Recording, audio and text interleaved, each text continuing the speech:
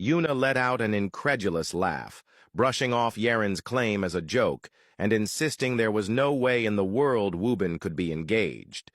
But Yaren calmly lifted her hand and displayed her ring finger, the sparkling band catching the light as she confirmed with unsettling ease that it was indeed true. Yuna's eyes darted from the ring to Wubin, who now stood beside Yaren in heavy silence. She searched his face for a denial, any sign that it was all a misunderstanding.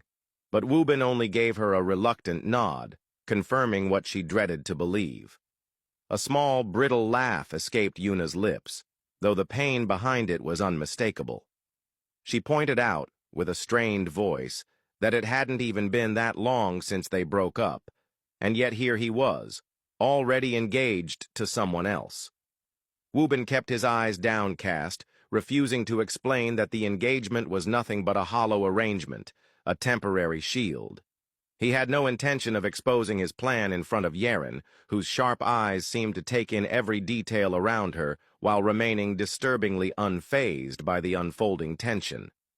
Yaren stayed glued to Wubin's side, but her attention was locked entirely on Minsu. Her gaze drifted over Minsu's face and lingered in unsettling detail, as though she was studying every feature and tucking it away in some private corner of her mind.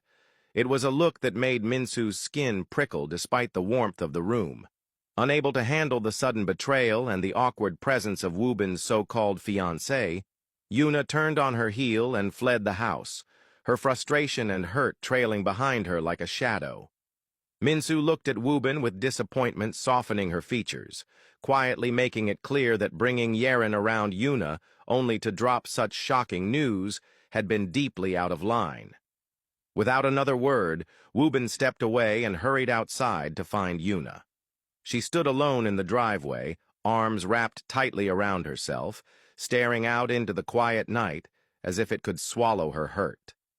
Wubin approached her cautiously, his own frustration simmering beneath his carefully controlled expression.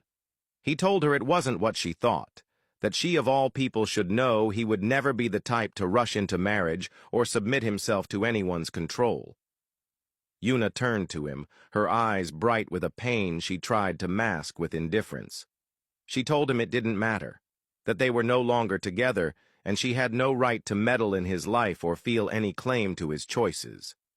If he had found happiness with Yaren, then she was genuinely glad for him, even if it stung.